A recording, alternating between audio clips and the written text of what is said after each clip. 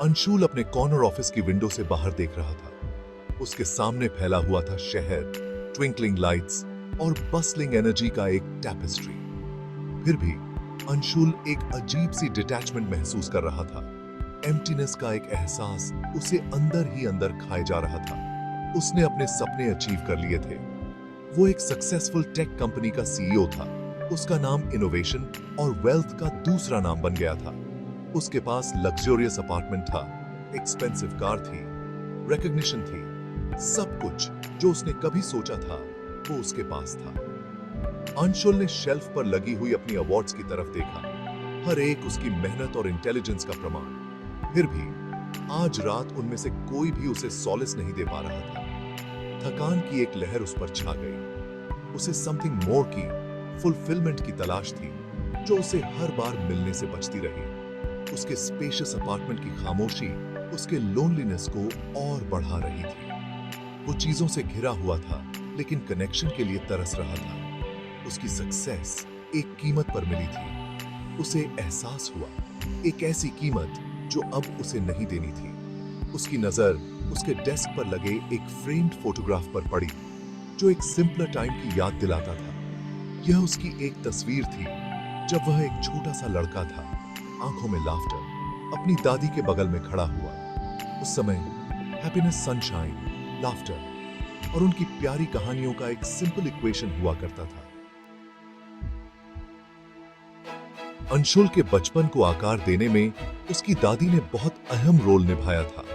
एक छोटे से गांव में पलते हुए लाइफ सिंप्लिसिटी और लव से बुनी हुई एक टैपेस्ट्री थी।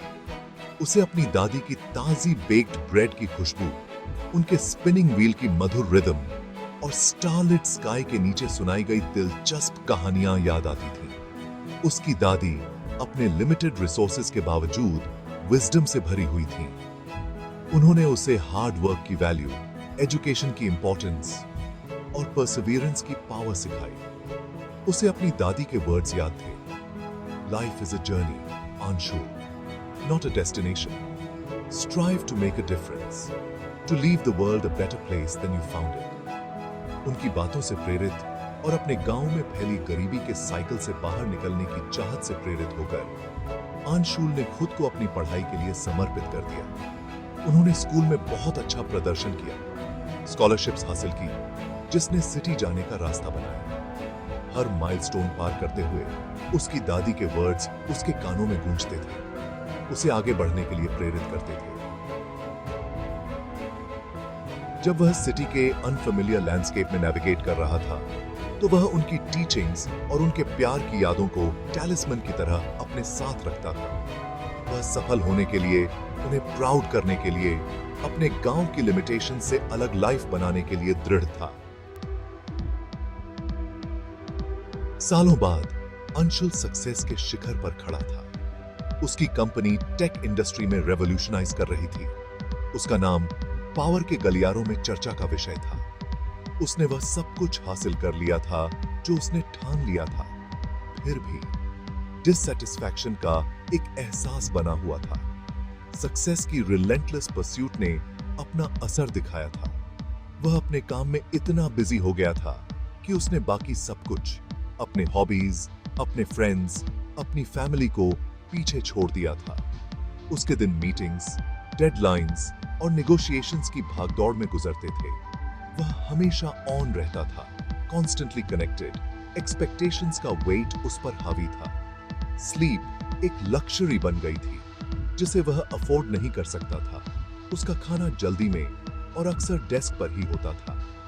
कोडिंग में उसे जो खुशी मिलती थी, कुछ नया क्रिएट करने का जो थ्रिल था, उसे आउट परफॉर्म करने के लिए, आगे रहने के लिए एक रिलेंटलेस प्रेशर ने ले लिया था। वो खुद के लिए एक अजनबी सा हो गया था। उसकी जिंदगी बस ट्रांजैक्शंस और अचीवमेंट्स की एक सीरीज बनकर रह गई थी, जिसमें जेन्युइन कनेक्शन की कमी थी। उसे जो एम्प्टीनेस महसूस हो रही थी, वो उसके विंडो के बाहर बसलिंग सिटी के बिल्कुल ऑपोजिट थी। मटेरियल सक्सेस की परस्यूट में वह भूल गया था कि वास्तव में क्या मायने रखता है। यह एहसास उसे एक रेवलेशन की तरह हुआ। वह डेस्टिनेशन पर इतना फोकस कर गया था कि वह जर्नी का आनंद लेना ही भूल गया था। उसने सक्सेस को अपनी वर्थ का एकमात्र पैमाना बनने दिया था, जिसकी कीमत पर उसने अपनी वेल बीइंग और रिलेशनशिप्स की सैक्रिफाइस दी।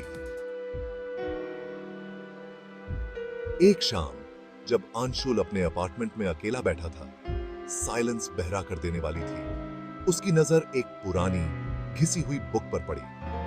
यह उसकी दादी की फेवरेट स्टोरीज का कलेक्शन था, जो वह उसे स्टारलिट स्काई के नीचे सुनाया करती थी। जैसे ही उसने पेजेस को पलटा, नॉस्टैल्जिया की एक वेव ने उसे अपनी चपेट में ले लिया, उसे वापस उसके बचपन में ले गए। उसने पूरी रात उन कहानियों में खोकर बिताई। हर कहानी उसकी दादी के वैल्यूज, काइंडनेस, कंपैशन और ह्यूमन कनेक्शन की इंपॉर्टेंस की एक जेंटल रिमाइंडर थी। पढ़ते समय उसे एहसास हुआ कि वह उन वैल्यूज से कितना दूर भटक गया था, कैसे सक्सेस की उसकी परस्यूट ने उसे जीवन की सिंपल जॉय से अंधा बना दिया था। कहानियों ने उसके अंदर कुछ जगा दिया, एक ऐसी लाइफ की लॉन्गिंग जो वेल्थ और रिकॉग्निशन से परे मीनिंग और पर्पस से भरपूर हो। उसे एहसास हुआ कि सच्ची हैप्पीनेस पोजेशंस को एक्यूमुलेट करने में नहीं, बल्कि रिलेशनशिप्स की रिचनेस और उन पैशंस को परस्यू करने में है जो उसकी सोल को इग्नाइट करती हैं। वह ह्यूमन कनेक्शन की वार्मथ के लिए, उस लाफ्टर और शेयर्ड एक्सपीरियंसेस के लिए तरस रहा था, जिसने कभी उसकी लाइफ को भरा हुआ था। यह रियलाइजेशन लिबरेटिंग और टेरिफाइंग दोनों था। वह जानता था कि वह अब इस तरह नहीं जी सकता, उसे चेंज करने की जरूरत है। लेकिन आगे का रास्ता अनसर्टेनिटी में डूबा हुआ बहुत कठिन लग रहा था। नमस्कार जी, कैसे हो आप सभी दोस्तों। ये वीडियो कैसी लगी? अगर अच्छी लगी है तो वीडियो को लाइक करो और चैनल को सब्सक्राइब करो।